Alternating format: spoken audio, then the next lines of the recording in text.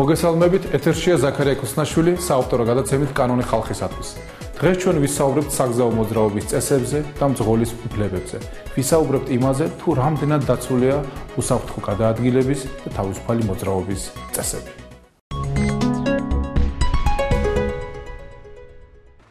სამწუხაროდ ქუჩებში ავტომობილით მოძრავთა უმეტესობამ არ იცის საგზაო ნიშნები თუ მოძრაობის წესები, რაც ხშირად ამ წესების დარღვევის საფუძველი ხდება. თბილისში არსებული შუქნიშნების უმრავლესობას დამატებითი სექცია გააჩნიათ, რაც მოძრაობის მიმართულებას მიუთითებს წესების თანახმად, მოძრაობის ნებართვას მწვანე ძირითადი ნიშანი რთავს. მძღოლების უმეტესობა ჩამქრალი დამატებითი ისრის მიხედვით ხელმძღვანელობს, თუმცა არ იციან, რომ შუქნიშანი, რომელზეც ამ შემთხვევაში ისინი არიან გაჩერებულნი, კანონის 25 მუხლს ეწინააღმდეგება. კანონში საგზაო მოძრაობის უსაფრთხოების წესების შესახებ ნათლად წერია, რომ შუქნიშნის მწვანე ფერი კონტურული ისრით უნდა მიუთითებდეს პირდაპირ თუ გვერდით მოძრაობებს, როგორც ეს ჭავჭავაძის გამზირზე, უნივერსიტეტის მეორე კორპუსთან არის დამონტაჟებული. ამ შუქნიშნის მიხედვით მწვანე კონტურული ისრების ჩართვისას მძღოლს შეუძლია იმოძრაოს ამ ისრებით მითითებული მიმართულებით. საგზაო მოძრაობის წესების დარღვევას ხშირად აქვს ადგილი გზაჯვარედინებზე არსებულ შუქნიშნებთან. კანონში საგზაო მოძრაობის უსაფრთხოების წესების შესახებ ვკითხულობთ. შუქნიშნის ნებადამრთველი სიგნალის ჩართვისას გზაჯვარედინზე შესული მძღოლი მოძრაობს დასახული მიმართულებით გზაჯვარედინიდან გასასვლელზე არსებული შუქნიშნის სიგნალიზაციის მიუხედავად, მაგრამ თუ გზაჯვარედინზე მისი მოძრაობისას გზაზე არსებული შუქნიშნების წინ სდეგ ხაზებია, მძღოლი ხელმძღვანელობს თითოეული შუქნიშნის სიგნალით. თბილისში გზაჯვარედინებზე არსებულ შუქნიშნებთან კი ძირითად შემთხვევაში არ არის დახაზული გაჩერების მიმანიშნებელი სდეგ ხაზი, რაც ზემოთ აღნიშნული კანონის თანახმად მძღოლს საშუალებას აძლევს შუქნიშნის ნებისმიერი ფერის ანთების შემთხვევაში განაგრძოს მოძრაობა, თუ გზაზე ფეხით მოსიარულე არ მოძრაობს, რაც სამწუხაროდ მძღოლების უმრავლესობამ არ იცის და მოძრაობის გაგრძელება თუნდაც შუქნიშნის წითელ ფერზე მოძრაობის წესების დარღვევად მიაჩნია.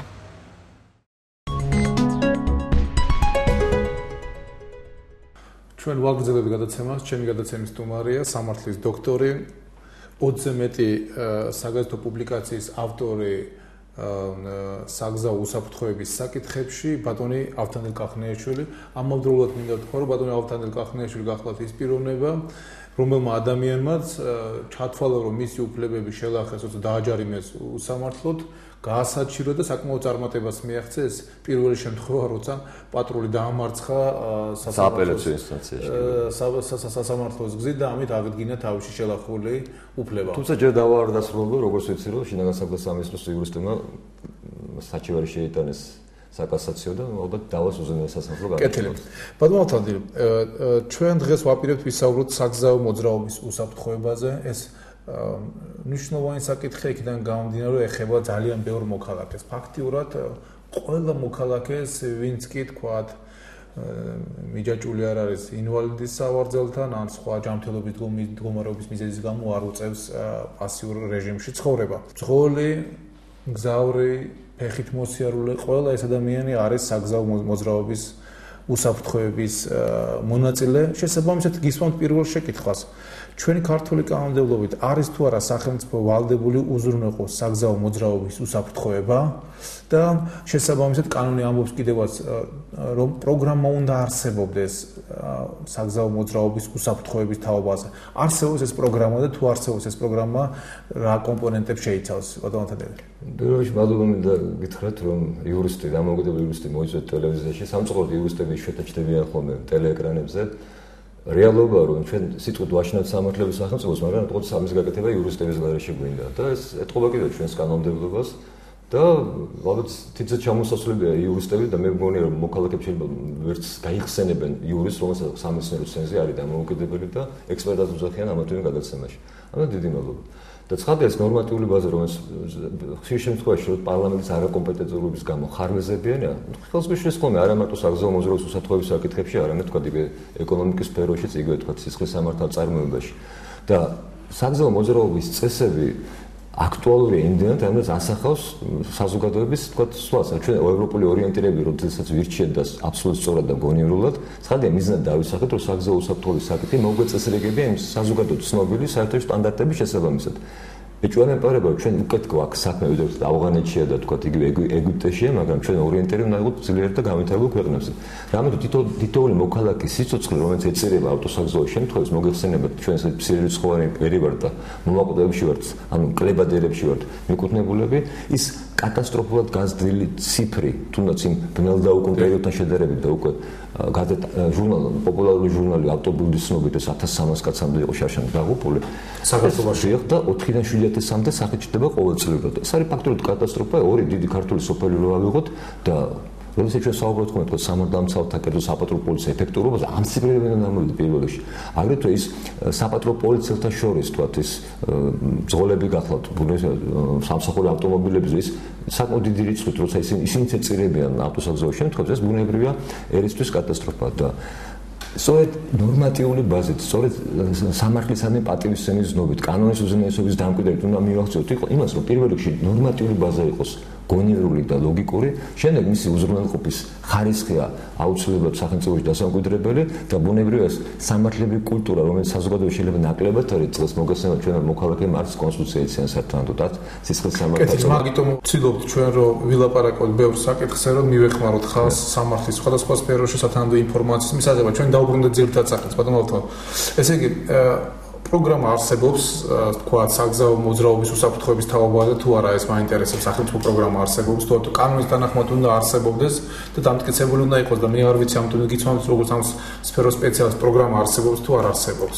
აი ბატონო ზაქარიას ამ თემაზე მინდა გადასულიყო, როცა მე ვახსენე საგზაო მოძრაობის უსაფრთხოების საკითხები და თქვენ დიდი მადლობა გაიხსენეთ პუბლიკაციები ჩემი.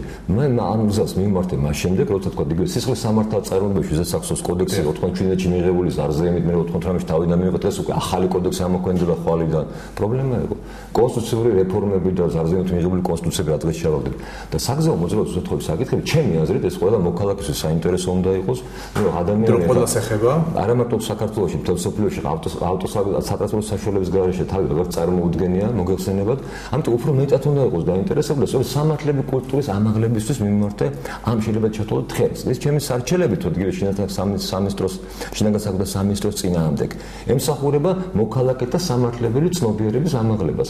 იგივე ილია ჭავჭავაძის შეგონება იყო, ხო რა, თუ ოქთარანტკივში ვტყუდა და არავის დაეჩაგვინო.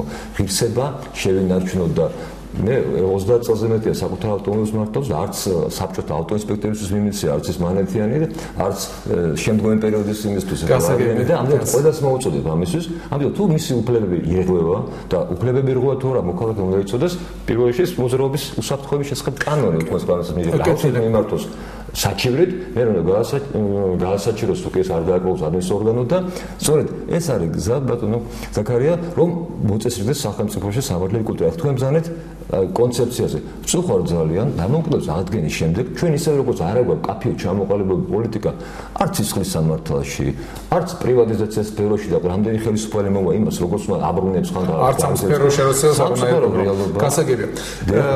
საგზაო მოძრაობის ორგანიზება ბატონო ალთანდიო მოიცავს სამართლებრივი და ტექნიკური ღონისძიებების ერთობლიობას.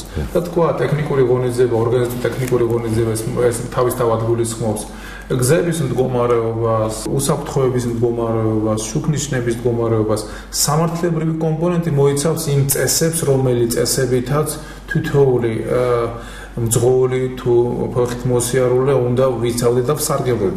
აი ამ კუთხით თქვენ როგორ ფიქრობთ, პრობლემები სამართლებრივ რეგულაციებში უფრო გვაქვს თუ ტექნიკურ ორგანიზაციულ საკითხებში როგორ ფიქრობთ? ორივე პრობლემა. პირველ რიგში აი სწორედ კომპეტენტურობა იმ ორგანოებს დავიწყო პარლამენტით, შემდეგ იქვე საკრებულოთი, რომლებიც ამ დარგს კურირებენ.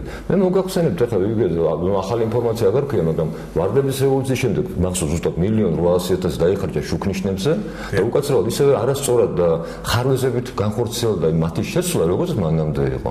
შევეხმაროთ ბატონო, ვისაუბროთ შუქნიშნებზე, იმიტომ რომ ეს სერიოზული საკითხია, იმიტომ რომ ფაქტიურად ჩვენთან რეგულაცია ხდება მოძრაობის და რეგულაციის ერთ-ერთი განმაპირობებელი მიზეზი ეს არის შუქნიშანი, ხო, ეს ეძლევა საშუალებას და აქაც მე ვბრძანეთ არის სერიოზული პრობლემები. თქო, აი რა პრობლემებია შუქნიშნების ნაწილში, იმიტომ რომ დღეს ჩვენ ვხედავთ ორი ტიპის შუქნიშანს, ერთი საბჭოური ტიპის შუქნიშანს მწვანე ყვითელი და წითელი თუ როგორც არის და მე ეხლა ციფრებრივ შუქნიშნებს აი